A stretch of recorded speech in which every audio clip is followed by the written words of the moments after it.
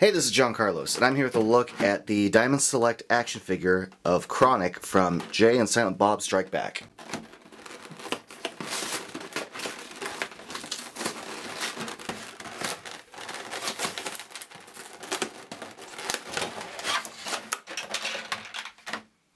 Chronic's double bong saber comes attached to the figure's hand in the packaging, but we'll just take that off for right now.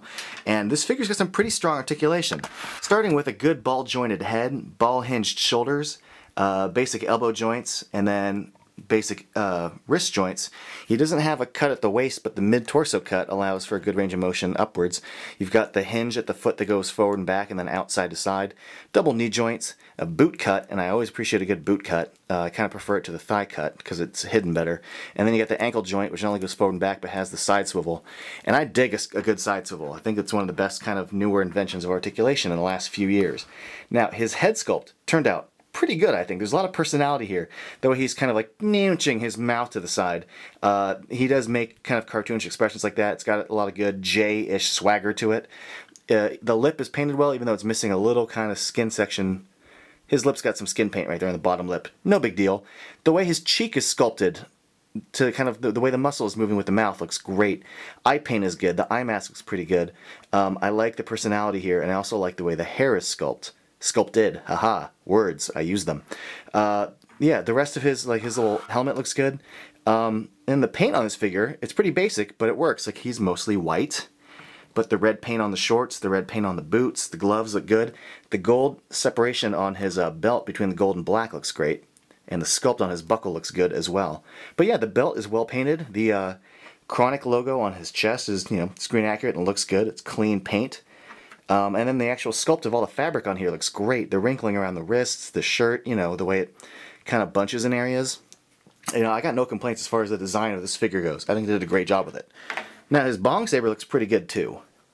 It's pretty simple design, but they did a good job with the color of it, the shape of it. It's, screen accurate, and I like the green blades. Comes with a few other accessories. He comes with this little stool that comes with his section of the base.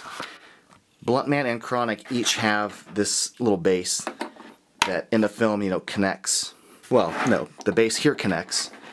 You put them together and it makes the little section that they, fight on. So here are the two halves that Bluntman and Chronic come with. And the little teeth connect right in there.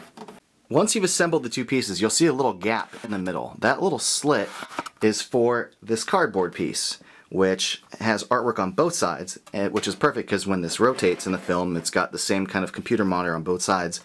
And you can see it's got the little kind of backing support once you slide it all the way through. So we'll do that now.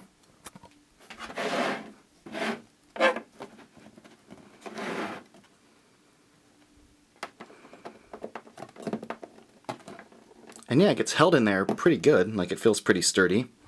And then you just, place the little stool on each side and you're good to go. One little thing that bothers me about this figure is the cardboard monitor that's part of the base. It's not to scale with the rest of everything. It should be a lot taller. In fact, the railing should be taller too, but this in particular should be much higher. It's kind of little. That being said, that's not a big problem to have. This figure is awesome. I mean, look at the sculpt. Look at the articulation. It allows some pretty cool poses. It looks awesome. It's fun to play with. It's fun to pose. I freaking love this. Thanks for watching.